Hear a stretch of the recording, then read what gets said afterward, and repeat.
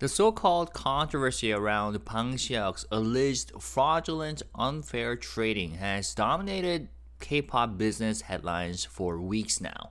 Now, in a surprising twist, prosecutors, 검찰, have rejected a police request for a search warrant again. So, what does this mean for HYBE, for Bang Si-hyuk himself, and for the credibility of the reporting that's shaped public opinion so far? Well, let's break it down. And at the end of this video, I might ramble on with my own opinions. Okay, so let's look at some facts. First of all, for those of you who have just heard about this issue, let me quickly sum up. So back in 2019, HYBE, which was then known as Big Hit Entertainment, was preparing to go public. Around that time, some existing investors wanted clarity on whether the company planned an IPO. According to reports, Bang Si-hyuk and HYBE told certain investors, there were no plans for an IPO yet, but behind the scenes, according to the Korean media, they were already working on the official audit process, which is a required step before listing. While giving that no IPO message to the existing investors, Bang Si-hyuk and his close associates allegedly set up a private equity fund, PEF, to buy shares from those early investors at prices lower than what they would be worth after a successful IPO. Later, through a private contract, Bang Si-hyuk reportedly secured a deal to receive about 30% of the profit that the PF would earn once those shares were sold post-IPO. And when HYBE did list on the stock exchange in 2020, Kospi market, the PF and Bang Si-hyuk collectively made a massive profit. For Bang Si-hyuk himself, reportedly around 400 billion Korean won, which is about 300 million USD. Now, this is something that the Korean media doesn't often mention, but HYBE has explained that the shareholder agreement in question wasn't driven by Bang Si-hyuk's personal greed, but rather aimed to help early investors exit and recover their funds. So they intended to honor institutional investors' put options and shoulder the risk if the IPO didn't go smoothly. So they said to avoid burdening the company directly, Bang Si-hyuk personally agreed to take on these put options. Interestingly, he himself proposed adding an earn-out clause so that the new investors would share part of their profits if the stock price rose after the IPO. This decision exposed him to significant personal risk, and if the share price dropped, he could have faced major losses. Now, the issue is that this arrangement between Bang Si-hyuk and the PEF was never disclosed in the official IPO filings. Which is the securities registration statements. Back then, no one brought this up, this issue. Then, last year, 2024, out of nowhere, 한국경제, Korea Economic Daily, dug this up and reported it in detail. Interestingly, the day after Eugene's had the emergency press conference, unilaterally terminating their contract with Adore. So, as you know, I already made a video about it last year, and I thought that timing was pretty interesting. But at the time, HYBE responded by saying that all deals were cleared by their legal team and the underwriters at the time. So they insisted that it was not illegal and there was no need to disclose it. However, according to the Korean media, led by 한국경제, Korean Economic Daily, the Financial Supervisory Service, FSS, began investigating whether this deal could be considered fraudulent, unfair trading, and plans to fast-track the case to prosecutors, 검찰. Meanwhile, the police, Korean police, 경찰, opened a parallel investigation and even requested a search warrant to seize evidence, although the first request was rejected and later resubmitted. Now, the Financial Supervisor Service, 금융감독원, has released a statement in response to the Korean Economic Daily's exclusive article by saying that they won't confirm whether they are investigating a specific company or if they have decided on a referral to prosecutors yet. So all this we have discussed before. So there was a quick summary. Then yesterday, new reports confirmed that the Seoul Metropolitan Police have been investigating Bang Si-hyuk for fraudulent unfair trading, and to get more evidence, the police tried to secure a search and seizure warrant to raid HYBE's offices. They filed for a warrant in late April. Prosecutors rejected it. They filed again on May 28th. The prosecutors rejected it again. Okay, so that's the fresh information. The fact that the second submission of the request was rejected for the second time.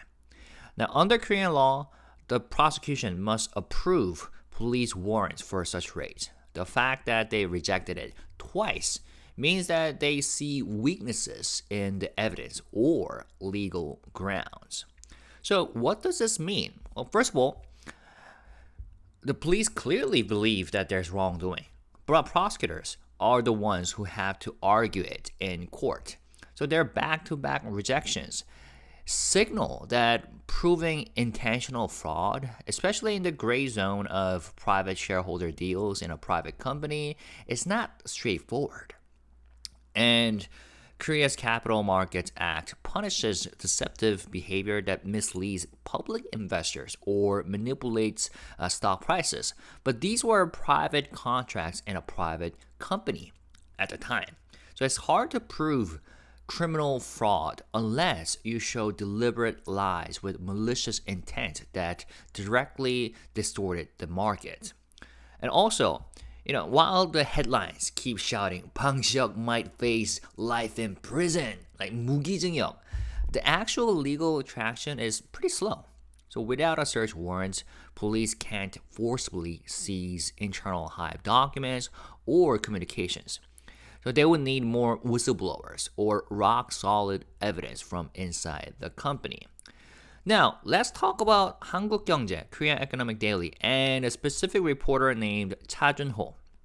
So much of the firestorm around Bang Si-hyuk's alleged wrongdoing has been stoked by repeated exclusives from 한국경제, Korean Economic Daily, and especially reporter Cha Jun-ho. Now, this is the same journalist who, back in April 2024, published the full confidential shareholder agreements between HYBE and Min Hee-jin, which is a leak that only Min Hee-jin herself could have provided, given it was sealed under NDA. And then Cha Jun-ho framed that exclusive article to support Min Hee-jin's claim that she was locked in this harsh slave contract, directly fueling her PR war against Bang Si-hyuk and HYBE at the time. Now, the reporter is the primary source behind this dramatic headlines describing the old PEF profit-sharing deal as a slam dunk fraud, often quoting like insiders and investors with direct conflicts of interest. So I would argue that this is more than neutral reporting at this point. It shows signs of a coordinated narrative, like fed by individuals who have legal or personal motives to hurt Bang Si-hyuk's reputation and tilt public opinion. Now, if you've been my subscriber, you know that I'm not really a guy who likes conspiracy theories. I'm super cautious about that. But I cannot help but make such connections about this specific journalist and the specific Korean media agency for this issue. Now, if you look at a specific article that Korean Economy Daily dropped, like this one, which they dropped a week after they released an exclusive article on May 28th, saying how they think FSS is about to fast-track the case to prosecutors, which caused the HYBE stock price to temporarily plummet during the after-hours trading. And let's look at the tone of their writing. This specific one was written by also the Cha Jun-ho and Choi Seok-chul, who was also involved with the reporting on HYBE since last November specifically. Okay. So after Korea Economic Daily first broke the story last November about Bang Si-hyuk's secret profit-sharing deal with his close associates PEFs, HYBE and the people involved knew they might face a tough probe, according to this article. So they started internally coordinating. They double-checked emails, made call recordings, pieced together a timeline, and talked to people from LV Investment and other old shareholders. And according to this report, insiders thought things were calming down when FSS Investigation Bureau 3 seemed to stop digging. But, the article says, the FSS quietly switched it to Bureau number 2 and focused harder on finding proof. Meanwhile, the police gathered witness statements and evidence too. Now, prosecutors are expected to launch a formal investigation, the journalist said. The article also adds an angle about HYBE's core insiders, like certain founding execs and hit producer P-Dog had stock options from 2016. Some key staff, like former VP Choi Yu-jung, sold shares under the belief there was no IPO, and the article hints that they were kept in the dark, while other close insiders were looped in privately to keep them quiet.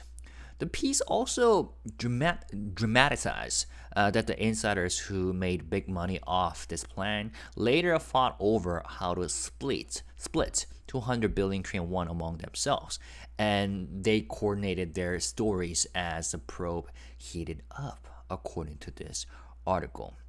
And this report is quite dramatic. If you read it, it uses more descriptive language, like they scrambled to align their stories, or they expected the case to sink under the radar, or the biggest winner was Bang Si-hyuk, and the internal power struggles erupted. These kinds of wording, and these are not neutral statements. They're closer to narrative journalism or tabloid flavor than purely factual reporting. And the language consistently paints Bang Si-hyuk and his circle as cunning, like misled investors, secret deals, bluffed about vision fund investment instead of IPO, and emphasizes the contrast between what insiders knew versus what they told founders or loyal early employees, building an emotional sense of betrayal. And I see that there's no balancing view from HYBE or Bang Si-hyuk's side in this piece. For example, no direct counterquote explaining why they believed they didn't have to disclose it, or any mention of the legal opinion used at IPO time. It feels quite one-sided. But the style leans clearly towards a critical narrative, and phrases like biggest jackpot or they clash over splitting the loot. These show the intent. It's not just to report, but also to shape the reader's feelings. So, yeah, my take is that the tone of the article is quite negative toward Bang Si-hyuk and HYBE. And so they're emphasizing on like more drama, betrayal, and secret plotting. But not fake or completely unfair, I would also say, because yes, HYBE and Bang Si-hyuk are under scrutiny. Regulators and the police still see possible issues with how early investors were handled before IPO, but it is not an open and shut fraud case. The rejection of a search warrant twice is a major reality check, I think. And yes, the media narrative is quite influenced, especially by leaks and coverage lines from the same reporter tied to Min Hee-jin's feud with HYBE. And as always, we have to remember that the court of law, not the court of online opinion, will have the final say. So what's next? According to a news report, at a regular press briefing on the morning of June 16th at the Seoul Metropolitan Police Agency in Chongno, a senior police official stated, "We submitted the search warrant request to the prosecution twice and received notice both times that it would not be filed. Considering the seriousness of the matter, we plan to carry out all necessary investigative steps thoroughly." Also, the same day, 한국경제 Korean Economic Daily released another exclusive article titled "Bang Si-hyuk Warrant Rejected Again. Tensions rising between police and prosecutors." This one, let me read and translate for you fully. Prosecutors have once again rejected a search warrant request related to allegations that HYBE chairman Bang Si-hyuk engaged in fraudulent unfair trading. With 2 attempts now blocked, frustration is reportedly growing inside the police force, and tensions between police and prosecutors over the HYBE investigation are expected to continue for now. According to legal sources, on June 15th, the Joint Securities Crime Investigation Team at the Seoul Southern District Prosecutor's Office recently notified police that they would not file the search warrant request for HYBE and related parties. This marks the second time a warrant submitted by the Financial Crimes Investigation Unit of the Seoul Metropolitan Police has been turned down. The police launched their investigation late last year after suspicions arose about Bang Si-hyuk and transactions involving a private equity fund (PEF) connected to his close associates. HYBE is suspected of telling existing investors there were no plans for an IPO while simultaneously preparing to go public. When the first warrant request was rejected on April 30th, the police conducted additional investigation and refiled, but it was denied again. Because police must go through prosecutors to secure a warrant for a forced search, they are now expected to submit a third request, as gathering evidence without it is difficult. Inside the police, some suspect that prosecutors are blocking the warrant to keep control of the HYBE probe themselves. Prosecutors are investigating the same matter alongside the Financial Supervisory Service. One police official commented, "When we apply for a warrant, prosecutors can see all our investigation details in full. If they later rejected it, citing overlapping investigations, we can't help but feel they are taking our work for themselves." Observers expect more friction between the two agencies going forward. Similar turf battles have played out before. Late last year, police and prosecutors clashed over who would lead the investigation into the so-called December 3rd martial law case. Back then, the prosecution rejected the police warrant request for a counterintelligence unit and carried out its own search raid the very next day, drawing criticism for hijacking the investigation. More recently, in May, when police tried to secure records from the Presidential Security Service's secure phone servers, prosecutors intervened at the scene, insisting they would seize the evidence themselves, leading to a standoff. So what do you think? Well, first of all, what's the core narrative? They report not just the warrant failed twice, which is factual, but they heavily frame it as a sign of a power struggle between police versus prosecutors, like turning a standard investigative hiccup into a political spectacle. And they emphasize like police frustration, prosecutors blocking, police suspect prosecutors are hijacking the case, like this. And this angle shifts focus from whether Bang Si-hyuk's alleged fraud even holds up to a government's infighting drama. And this is more sensational than strictly neutral. And it feeds the scandal cycle, even though the key fact here is that prosecutors twice said no to a warrant, which should lower the perceived seriousness because it means insufficient probable cause so far. The tone is more like police still pushing, more drama ahead, and this isn't over, or something like that. So instead of acknowledging that the case might be weak, it frames it like a conspiracy by prosecutors to protect HYBE or to fight turf war, so to say. And it downplays the basic implication, from a legal reality check. Like, to reject the warrants for the same accusation usually signal that evidence is not strong at this stage. But the article doesn't highlight that simple point. Instead, it fuels a narrative that the fight is heating up, which keeps clicks coming, of course. So we'll have to see how this plays out in the end. But my conclusion is that, of course, this article isn't an outright fabrication, but it's selective emphasis. They focus on police frustration to keep the story alive, rather than highlighting the bigger legal signal that Two failed warrants hint the case may not meet the bar for forced search or seizure. So, but if someone only reads Korean Economic Daily's piece, they would likely feel that, wow, Bang Si-hyuk must be guilty as hell. But look how prosecutors are dragging their feet, so corrupt, or something like that, you know? But if you actually check the legal process, it actually hints that investigators are trying multiple times, but so far, courts or prosecutors don't think there's enough to invade offices. So, yeah, the real takeaway for me is that despite all the headlines saying Bang Si-hyuk is guilty, is gonna go to prison for life, seems like prosecutors have, first of all, they have rejected the search warrant twice, meaning that they haven't found enough grounds, for now at least, to approve forced raids. Meanwhile, it seems like the police keep pushing and the press keeps framing this as a huge power struggle, which sounds dramatic, but legally it means that the evidence may not be as clear-cut as some people want you to believe.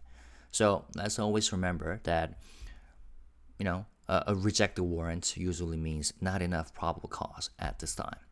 So we need to, stay sharp and look at the court record and look at the facts. And let's watch how this develops. Not just looking at the headlines. All right. So, if you have found this breakdown helpful or useful,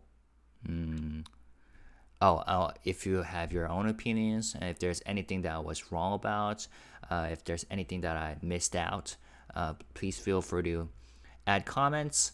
And interestingly, Bang Si-hyuk was recently spotted at J-Hope's concert on June 13th, and we saw him chatting with the BTS members.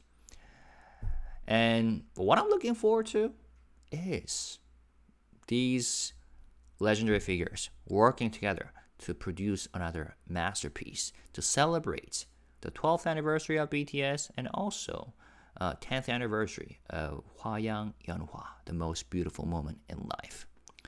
But when it comes to Bang Si-hyuk's these matters, we'll see. We'll see how it plays out. All right? See you guys later. Let's stay positive, respectful, and classy. Peace and love. Bye-bye.